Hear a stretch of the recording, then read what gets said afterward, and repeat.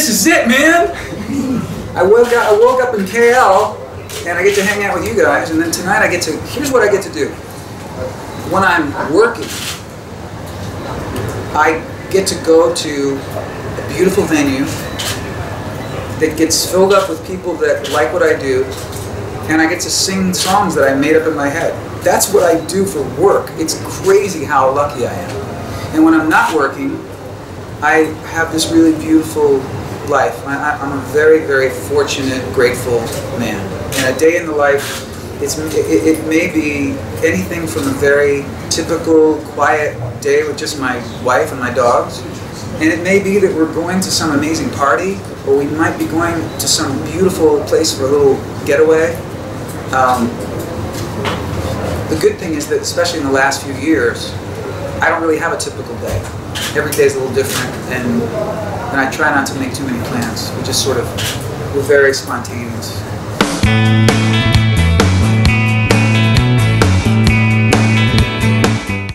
I haven't really had any worse times. I've had, a really wonderful time. I started when I was really young, and I worked behind the scenes for a few years as a songwriter and as a background singer and musician for other artists.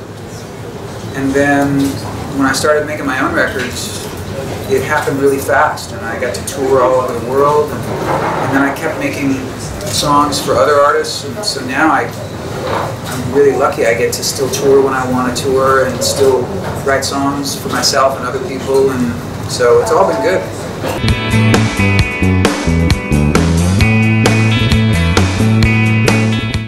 I have to think about it, but as far as the music business itself, I don't understand it. It's like going to a foreign country. I feel like I understand Kuala Lumpur better than I understand the music industry. It's just so different than it used to be. But I think that's just part of it is that the technology sort of swallowed it up. I think that I remember when we started to say, hey, we can carry our entire music library right here. And I remember thinking, in one way that's good, but in another way it makes it less valuable, less important. If you've always got access to something all the time and it's just always right there, you take it for granted. Whereas, I miss the days of, I'm guilty of it too. I can't remember the last time I just sat quietly and listened to a whole album by somebody. I can't remember the last time I did it, because we're all conditioned now to be distracted by texts and YouTube and all kinds of apps, and so it'll be interesting to see what happens over the next few years. I do think that the streaming phenomenon has really crushed the dreams of young songwriters.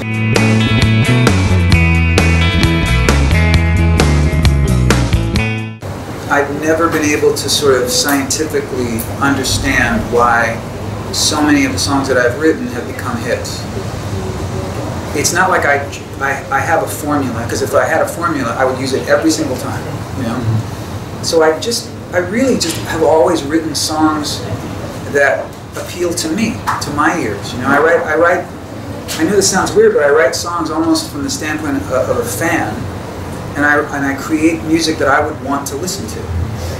And it turns out that, I like commercial music. I like catchy, memorable pieces of music. I love all kinds of music, but I'm not a snob when it comes to if something's really, really catchy and memorable. I think that's a good thing, as long as it's got some kind of value lyrically, So I don't know. I've never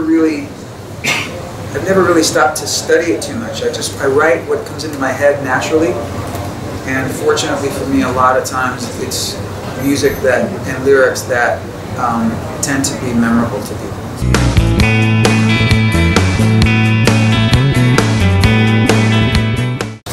Brandon, my eldest, is going by the name Open Water, and he is an electronic artist. He sings and produces and mixes electronic music and also guest vocals on people's records.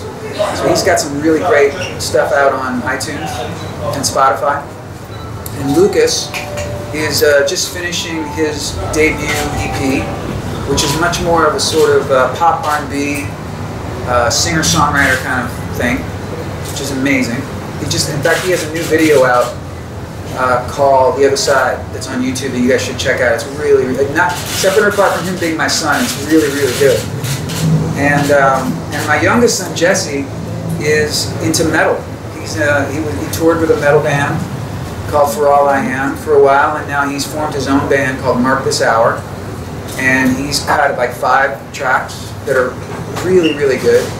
And he's got people like, you know, Chad Kroeger from Nickelback and Ben Burnley from Breaking Benjamin listening to his stuff going, you know, this kid's really got it. He's a really good singer-songwriter as well, but it's somewhere between metal and hard rock. So they're all pursuing music.